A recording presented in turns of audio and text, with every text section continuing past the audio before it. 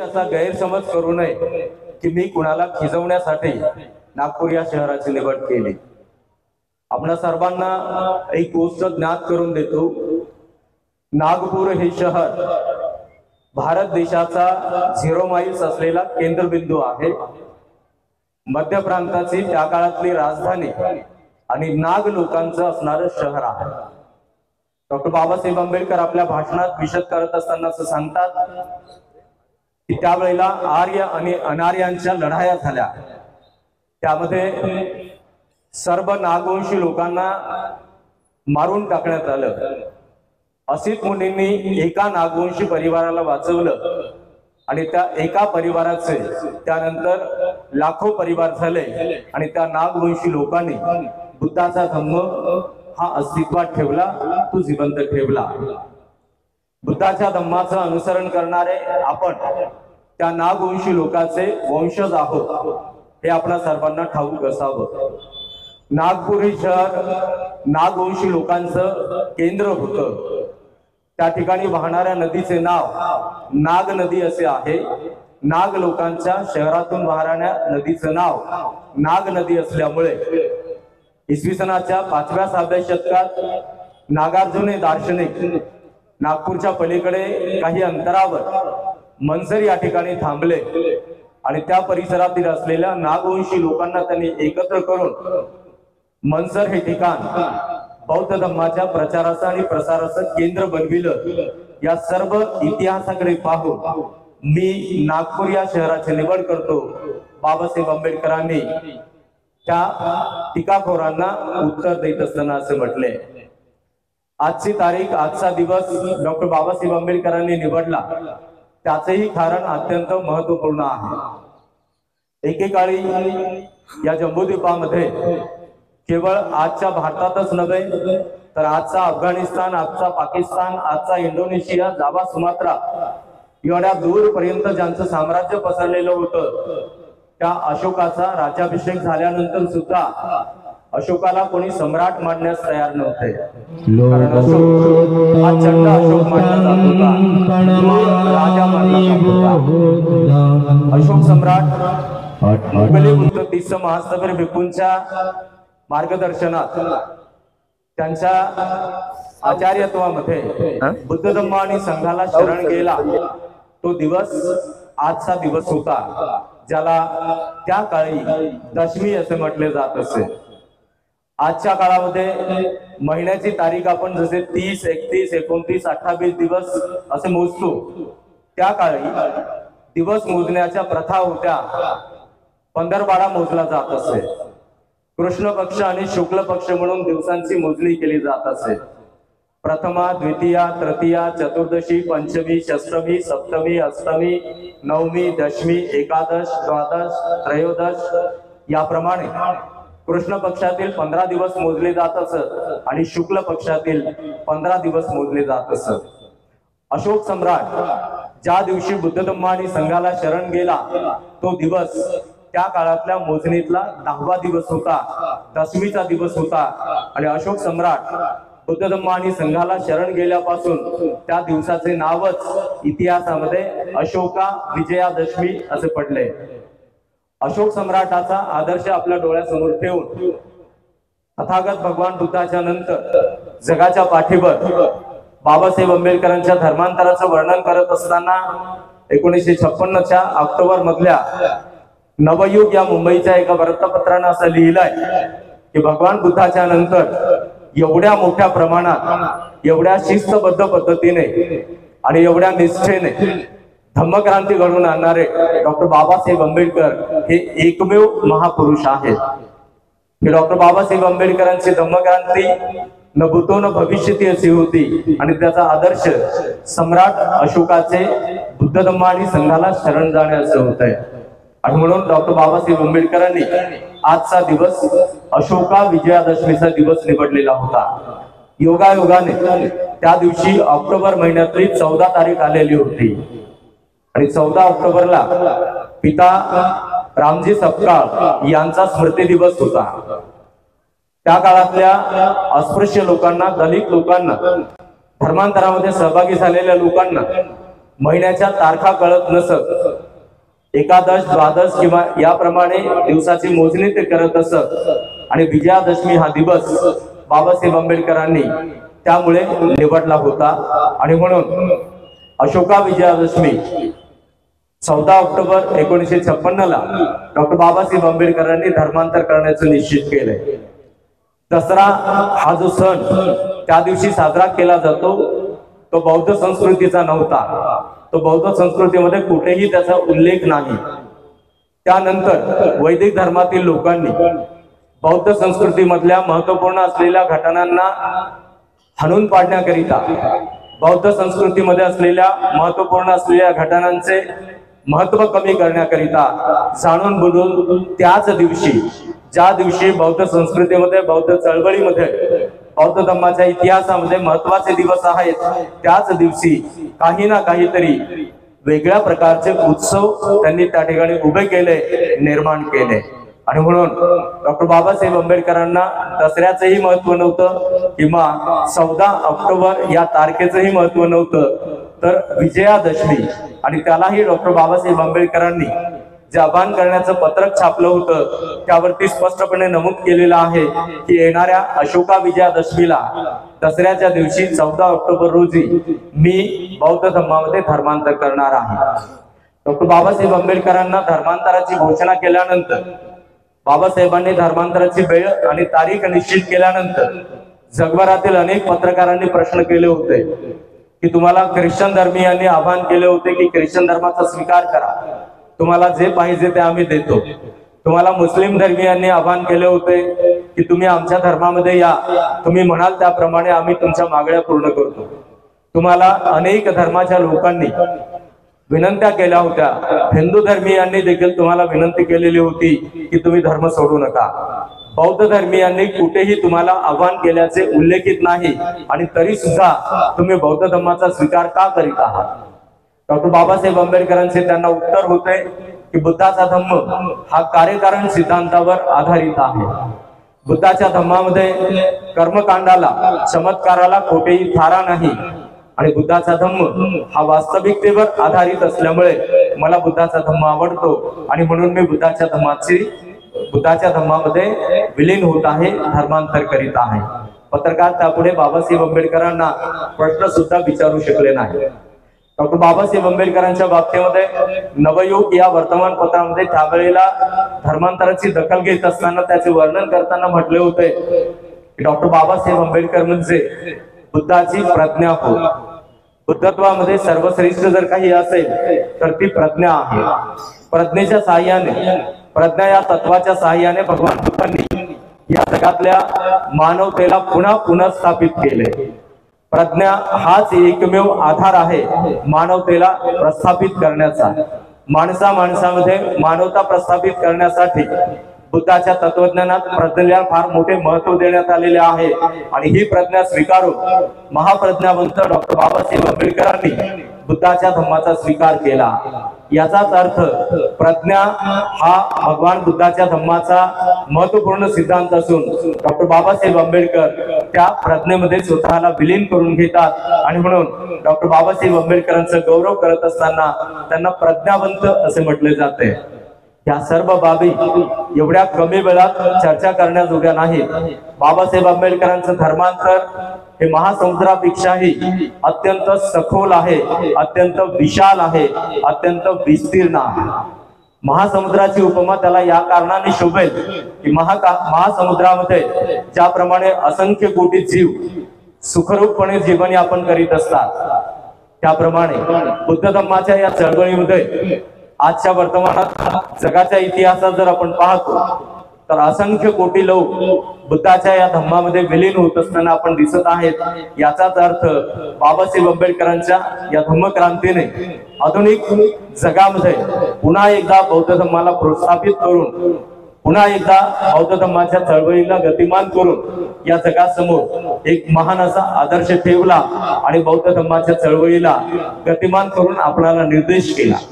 हे डॉक्टर बाबासाहेब आंबेडकरांच्या प्रती आपली असणारी कृतज्ञता आपण या वेळेला स्मरण करतो।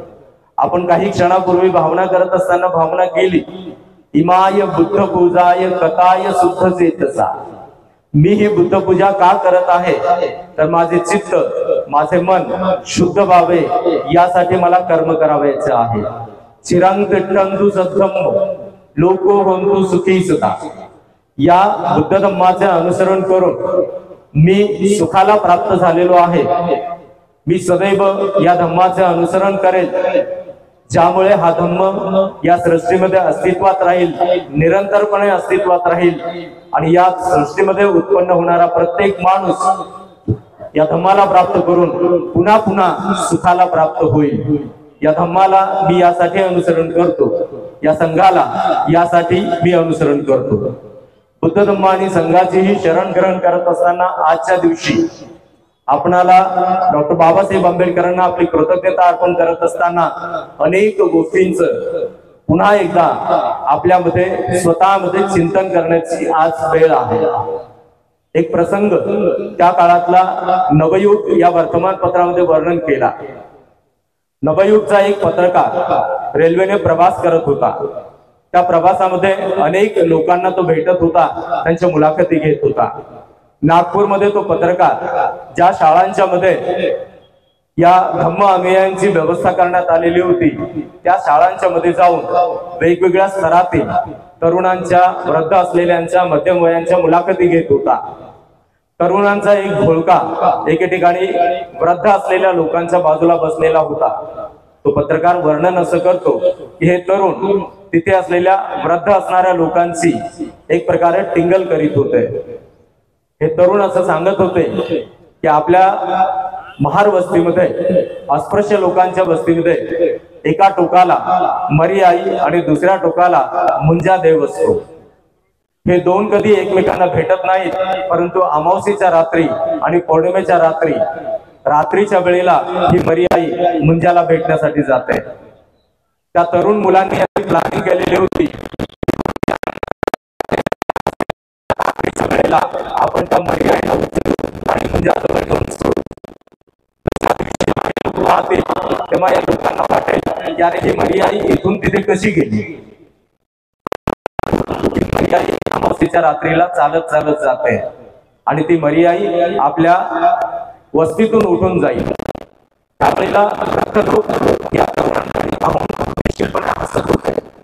वृद्ध लोकांनी तरुणांना दाद देत असताना सांगितले की बाबांच्या आव्हानाला प्रतिसाद देऊन आता जेव्हा आम्ही आमच्या वस्तीमध्ये जाऊ, तेव्हा आमच्या वस्तीत असलेल्या सर्व मुंजा आणि मरी आईला आम्ही उचलून दूर अंतरावर नेऊन टाकू आणि खरोखरच त्या धोत्रात असलेल्या आणि कास्ट्याच्या लुगड्यात असलेल्या अशिक्षित आणि निर्धन असलेल्या लोकांनी डॉक्टर बाबासाहेब आंबेडकरांच्या प्रति निष्ठा बाळगून आपापल्या घरी परत आल्यानंतर घरामध्ये असलेल्या आणि वस्तीत असलेल्या देवी देवतांना दूर अंतरावर नेऊन सोडले आणि ते त्या सर्व बंधनातून मुक्त झाले. पण खेदाची गोष्ट आज वर्तमानात या आधुनिक जगामध्ये आपल्याला असे दिसते, सुशिक्षित असणाऱ्या लोकांच्या मध्ये आपल्याला असे दिसते की आपल्या पूर्वजांनी, आपल्या वाड वडिलांनी दूर केलेल्या त्या गोष्टी, त्या वंगळवाण्या असलेल्या, अमंगल असलेल्या गोष्टी आजचे आधुनिक काळातील तरुणाई आणि तुम्ही सुशिक्षित असलेले लोक पुन्हा एकदा आपल्यामध्ये आणत आहात. डॉक्टर बाबासाहेब आंबेडकरांच्या धम्मक्रांती प्रती ही अप्रामाणिकता असेल, ही स्पष्ट बेईमानी असेल. मागील काही दिवसामध्ये जो नवरात्रीचा उत्सव या देशामध्ये साजरा केला जातो, त्या नवरात्रीच्या उत्सवामध्ये बौद्ध म्हणून घेणारे अनेक तरुण आणि अनेक तरुणी फीस भरून दांडिया गरबा खेळण्यासाठी जात असतात.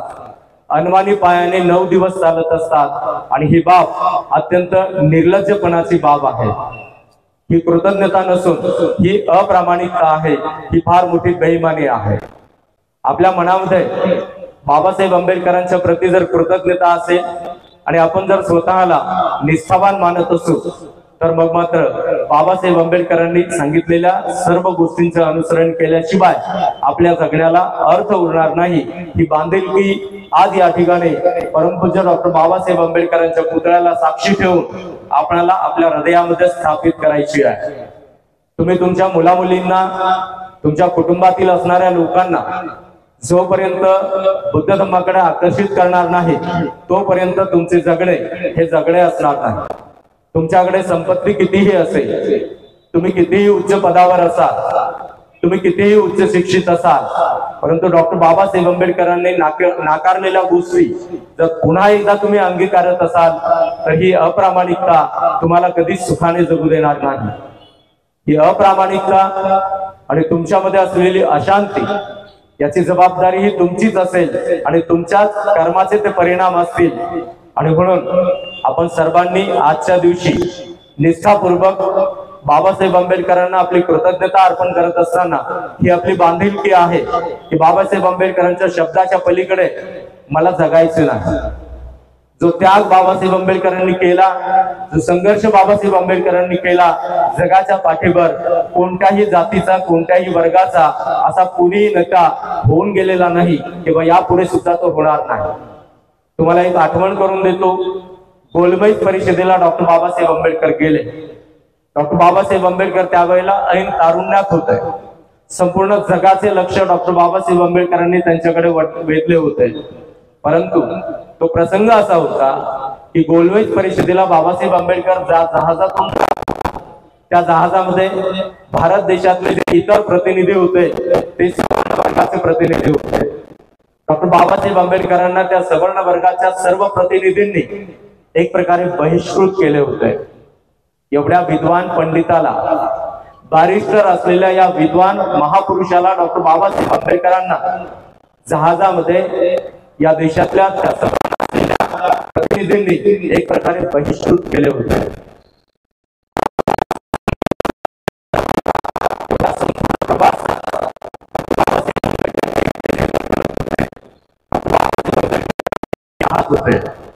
एवढा प्रचंड आंबेडकरांनी सहन केला, परंतु एकाकी झुंज देऊन या देशाला बाबासाहेब आंबेडकरांनी नमविले. आणि तरी सुद्धा बाबासाहेब आंबेडकरांच्या प्रती आपली कृतज्ञता नसावी ही बाब अत्यंत निंदनीय आहे, अत्यंत लज्जास्पद आहे. याची जाणीव बाबासाहेब आंबेडकरांच्या या पुतळ्याला साक्षी ठेवून आज आपल्याला करून घ्यायची आहे. बाबासाहेब आंबेडकरांच्या त्यागाचं वर्णन कोणी करू शकणार नाही, बाबासाहेब आंबेडकरांच्या संघर्षाचं वर्णन कोणी करू शकणार नाही. आणि त्यामुळेच आज इथे स्वच्छंदीपणे आणि ऐटीत थाटामाटात आपण या ठिकाणी बसलो आहोत. पूर्वीच्या काळी आम्हाला रस्त्याने चालण्याचे अधिकार नव्हते, पूर्वीच्या काळी आम्हाला एका जागेवर बसण्याचे अधिकार नव्हते, परंतु आज मात्र आम्ही इतिहास घडवतो आहोत. आणि या सर्वांचा आधार डॉक्टर बाबासाहेब आंबेडकरांनी केलेला संघर्ष. एवढा मोठा अपमान जगाच्या पाठीवर दुसऱ्या कोणत्याही नेत्याने पचविलेला नसेल जो बाबासाहेब आंबेडकरांनी पचविला. परंतु त्या अपमानाची पर्वा न करता डॉक्टर बाबासाहेब आंबेडकर आपल्या अंतिम क्षणापर्यंत लढत राहिले आणि सतत लढत राहिले. मी स्वतःशी प्रामाणिक असताना सदैव असे मानतो की मी आज जो आहे, आज जो मी छाती ठोकून संपूर्ण जगामध्ये जाऊन चर्चा करतो, विवाद करतो, संपूर्ण जगामध्ये जाऊन मी आज माझा परिचय देतो, हे कशाचे परिणाम आहेत तर डॉक्टर बाबासाहेब आंबेडकरांच्या त्यागाचे आणि संघर्षाचे परिणाम आहेत. आणि मला असे वाटते की डॉक्टर बाबासाहेब आंबेडकरांनी माझ्यासाठी जन्म घेतला, माझ्यासाठी डॉक्टर बाबासाहेब आंबेडकरांनी संघर्ष केला आणि म्हणून मी आज ऐटीत या देशामध्ये आणि संपूर्ण जगामध्ये वावरतो. ही कृतज्ञता माझ्यामध्ये असेल तर माझा कोणताही क्षण हा आनंददायी असेल. हाच आनंद संपत्तीपेक्षा प्रचंड आपणाला मूल्यवान ठरणारा आनंद आहे. ही कृतज्ञता आपल्याला बाळगून आज डॉक्टर बाबासाहेब आंबेडकरांच्या या पुतळ्याला साक्षी ठेवून आपणाला आपली बांधिलकी म्हणून आपल्या स्वतःमध्ये, संपूर्ण परिवारजनांच्या मध्ये आणि समूहामध्ये, समाजामध्ये एक जागरूकता आपल्याला निर्माण करायची आहे. डॉक्टर बाबासाहेब आंबेडकरांचे त्या काळातले आव्हान आपल्या त्या अशिक्षित असलेल्या पूर्वजांनी कसे स्वीकारले याचं एक उदाहरण सांगतो आणि मी या ठिकाणी थांबतो. डॉक्टर बाबासाहेब आंबेडकरांनी आव्हान केलं होतं, फाटके जरी असते तरी शुभ्र वस्त्र परिधान करून तुम्ही धर्मांतरामध्ये सहभागी व्हा. मी काही जणांना त्यामध्ये भेटलो. कराड पासून, साताऱ्यापासून पायी पायी धर्मांतरासाठी नागपूरला आलेले लोक फाटके असणारे वस्त्र गाठोड्यात बांधून मळक्या कपड्यावर पायी पायी चालत चालत नागपूर पर्यंत आलेले होते. दीक्षा मैदानाच्या बाजूला असलेल्या अंबाझरी तलावावर त्यांनी आंघोळी केल्या आणि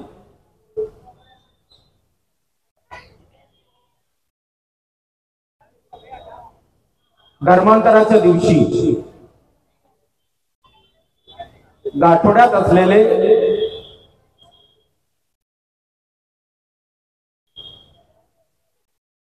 ते स्वच्छ आणि नीटनेटके कपडे घालून बाबासाहेब आंबेडकरांचा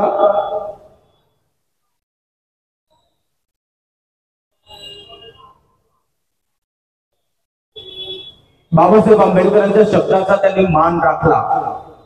अशिक्षित असणारे लोक बाबासाहेब आंबेडकरांच्या शब्दाला आपला जीव की प्राण मानणारे होते।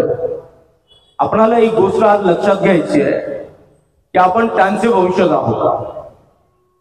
चंद्रपूरच्या दीक्षाभूमीचं दीक्षा सोहळ्याचं वर्णन करत असताना त्याचं वर्णन असं करण्यात आलंय की बाबासाहेब आंबेडकरांच्या आव्हानाला प्रतिसाद देणाऱ्या त्या लोकांनी चंद्रपूर, गडचिरोली, भंडारा, गोंदिया, यवतमाळ, वर्धा या शहरातल्या एकाही कापड दुकानात पांढरा कपडा शिल्लक राहू दिलेला नव्हता। त्यांच्याजवळ काहीच नव्हतं, परंतु तरी सुद्धा बाबासाहेब आंबेडकरांच्या शब्दाप्रती जी निष्ठा होती ती निष्ठा जोपासून चंद्रपूरच्या दीक्षाभूमीला येणाऱ्या सर्व लोकांनी अगदी 4 जिल्ह्यामधले सर्वच्या सर्व दुकानं हे मोकळे केले होते। त्यांच्यामध्ये पांढरा कपडा शिल्लक राहिलेला नव्हता।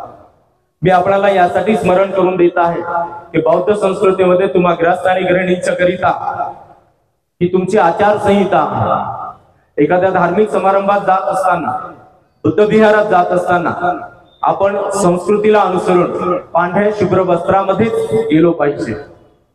आणि ही बांधिलकी धम्माकडे आपल्याला आकर्षित करणारी आहे। आपण त्यांचे वंशज आहोत ज्या पूर्वजांनी बाबासाहेब आंबेडकरांच्या शब्दाप्रती आपला प्राण वाहिला, बाबासाहेब आंबेडकरांच्या शब्दाप्रती आपलं सर्वस्व वाहिलं। सर्वस्व या शब्दावरून एक शेवटची आठवण करतो। डॉक्टर बाबासाहेब आंबेडकर धर्मांतरानंतर दिल्लीवरून काठमांडूला निघाले होते जागतिक परिषदेकरिता। त्यावेळेला विमानतळावर बाबासाहेब आंबेडकरांना निरोप देण्याकरिता काही नजदीकचे बाबासाहेब आंबेडकरांचे जवळचे निष्ठावान कार्यकर्ते होते।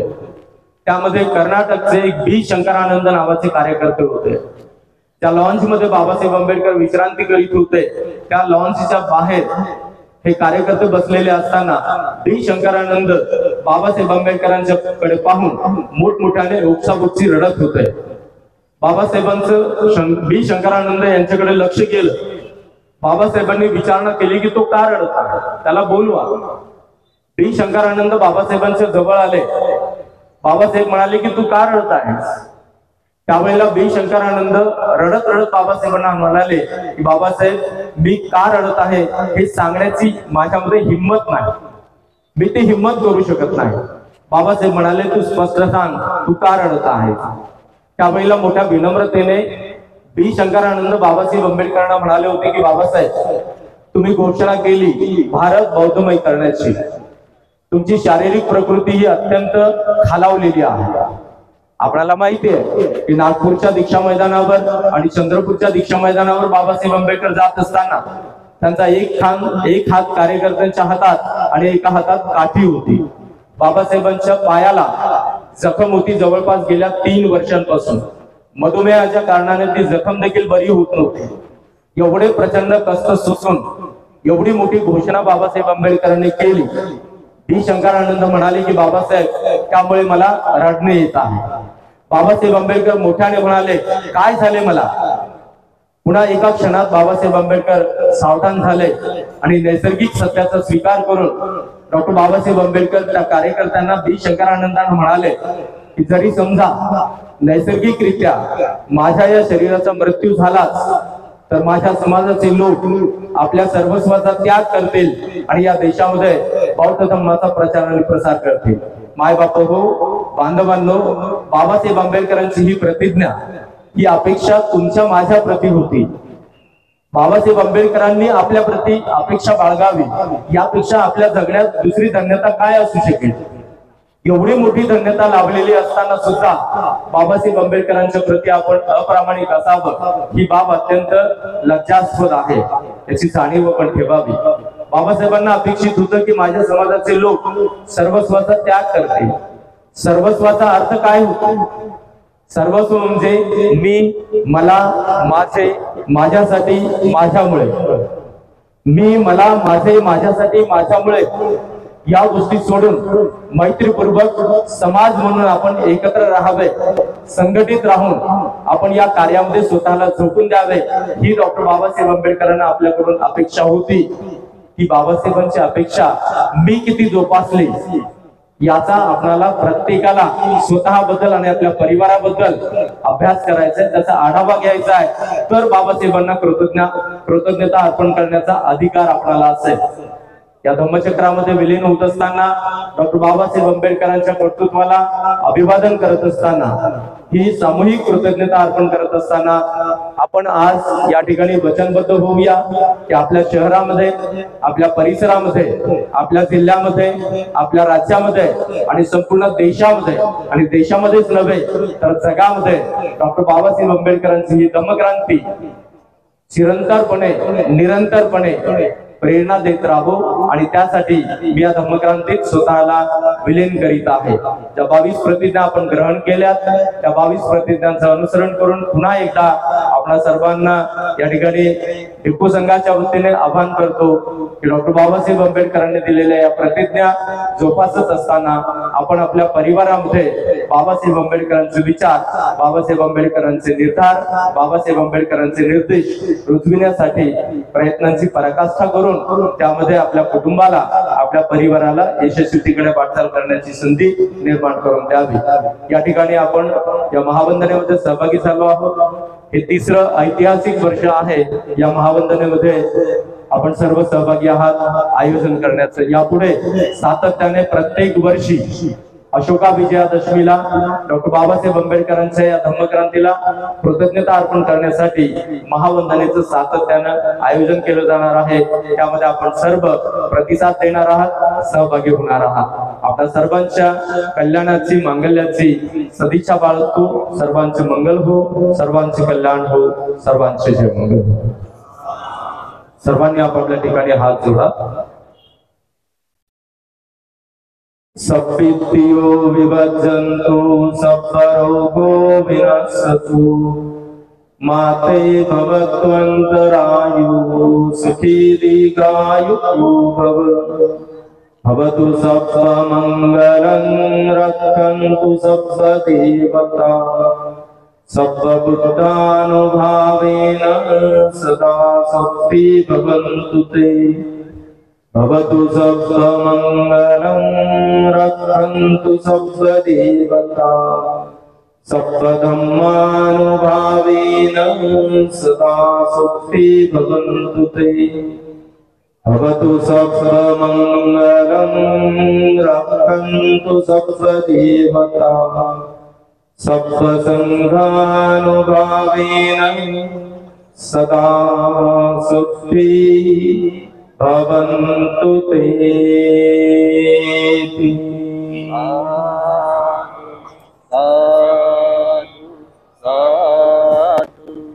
एक आव्हान आपणाला या ठिकाणी आहे की एक आठवण करून देतो आणि आवाहन करतो की